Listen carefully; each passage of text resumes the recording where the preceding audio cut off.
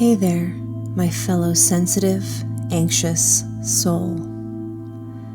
You've spent most of your day absorbing the intense, terrible news of the world. In fact, some of that news may have directly affected you, given the intense circumstances that humanity is currently facing. Somehow, you've also managed to tap into the emotions caused by the collective suffering of humanity and have figured out a way to internalize those feelings inside your body, and now they're running on what feels like an infinite loop. And you probably also did all of this while working a full day of a job that you likely don't particularly love, but without it, you would have no means to pay your bills or maintain a roof over your head. Or maybe you don't have a roof over your head and you're making the best of a really difficult situation. The thing is, my fragile friend, you really need your sleep. In this moment, I'm going to need you, the consummate humanitarian, so concerned with the fate of humanity that it's keeping you awake nightly, to recognize that you too are a human. And if you are truly a humanitarian, that means that you recognize that you deserve some care and attention as well. And that care and attention means doing all that you can reasonably do to try and get yourself a good night's sleep.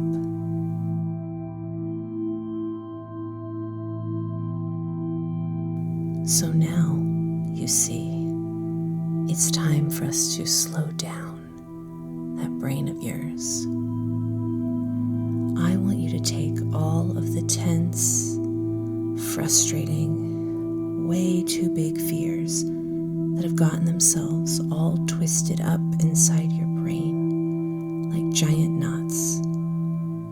And one by one, I want you to visualize untying each of those gnarly knots like a puzzle solved. Let's start by slowly, gently becoming aware of your breath.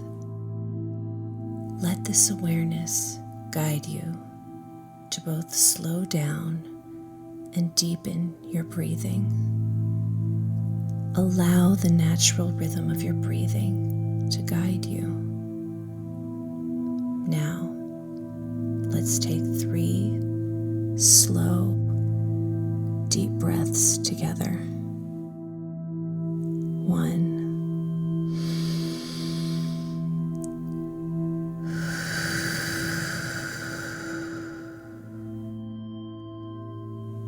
2.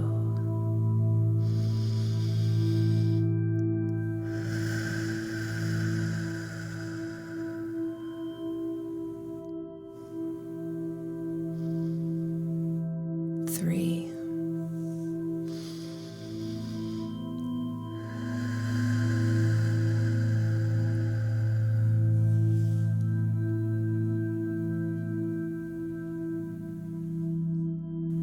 When you breathe out, imagine your stomach is becoming an empty balloon.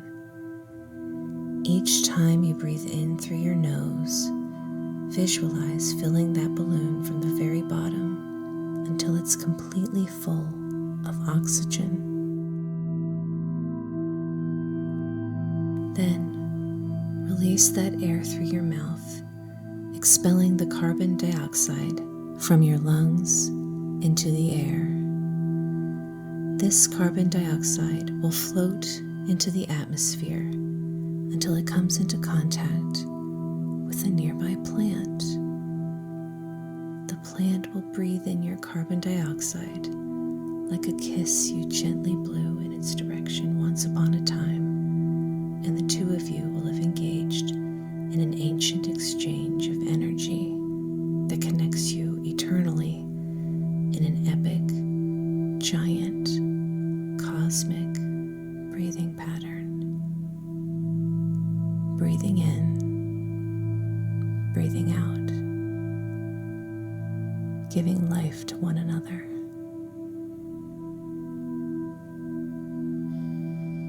Now, you've slowed down your breath and are starting to visualize and understand your connection to the universe and its wave patterns. But your mind is tempted to wander back to those thick, heavy, twisted knots of dark thoughts, determined to keep you awake.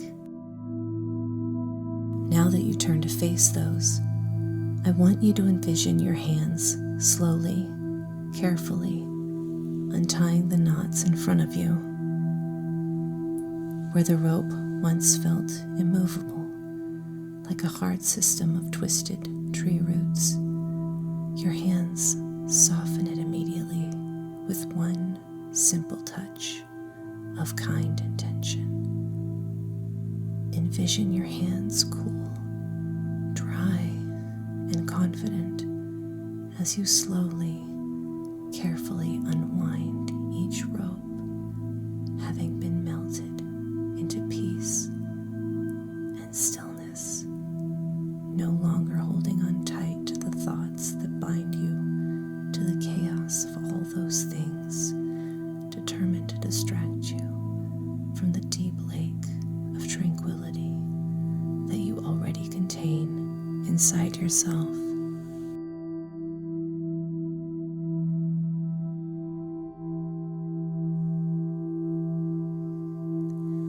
Now that the ropes have been untied, you realize that they were connected to a boat on the shores of that lake of tranquility, holding it fast to an anchor resting deep in the sand.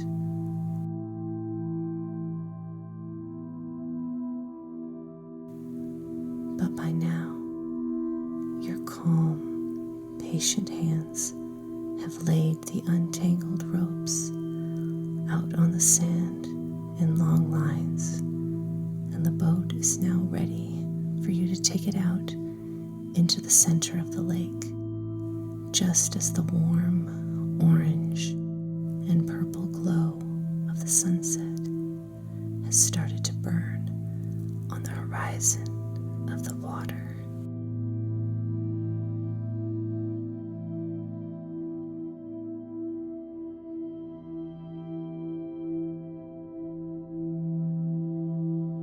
You take those same steady hands that undid those tight knots and use them to grab the sides of the boat, which you drag down to the edge of the water. You pull the boat into the water, hopping inside and sitting down in the center.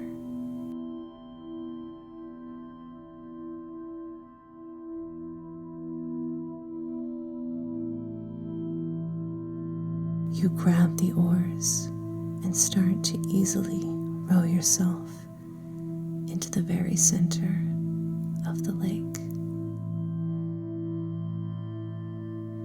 As you row, the colors in the sky change with each measured splash of the oar dipping quietly into and beneath the water's surface.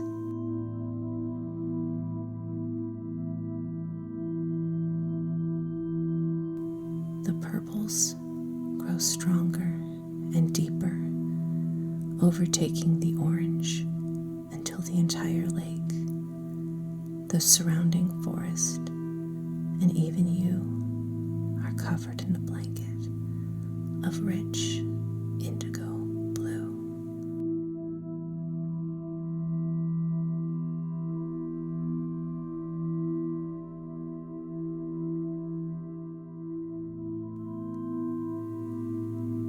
replacing the oars inside the boat, you realize that where you've been sitting inside the boat is actually a bed.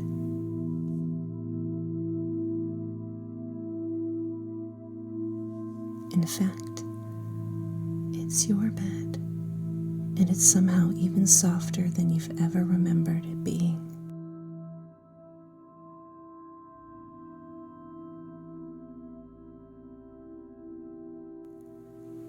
You lay down, stretching out your arms and legs, relaxing all of the muscles in your body. Your forehead is cool, and the rest of you is the perfect temperature. Somehow, even the temperature of the pillow under your head and the covers you've now pulled around your body are exactly what you'd like them to be.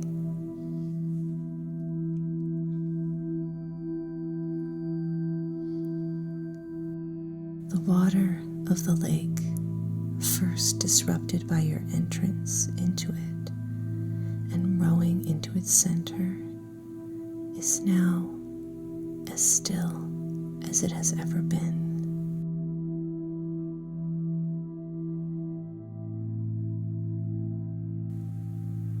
You look up in the sky and see the moon, shining bright with her secrets and hidden powers. You smile at her, knowing that you, this lake, and in fact, the entire planet share a special relationship with the pale, beautiful moon.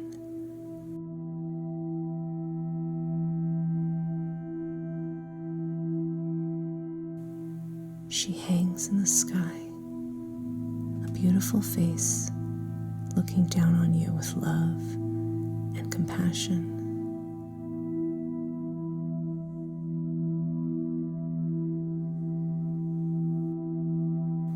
By now, the sky is a gorgeous, deep, dark, rich, velvety blue-black color, the color of long-lost memories and dreams.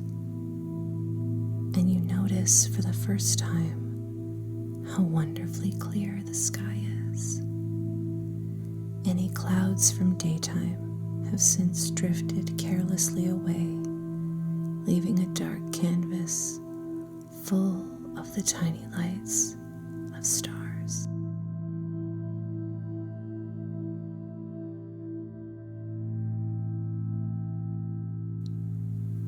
The water laps quietly at the outside of the boat, rocking you gently back and forth, the movement barely perceptible because of the water's stillness. The night has completely enveloped you with its heavy maternal blanket of darkness. You feel the expanse of the universe converging into this moment of pure contentment.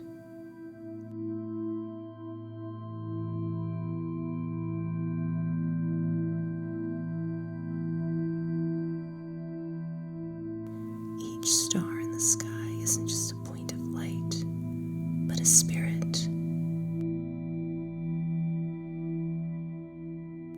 And each spirit is connected in a constellation in the sky, just as we are all connected to one another, to the plants who share our breath, to the animals who share the earth, to the spirits and fields of energy that float somewhere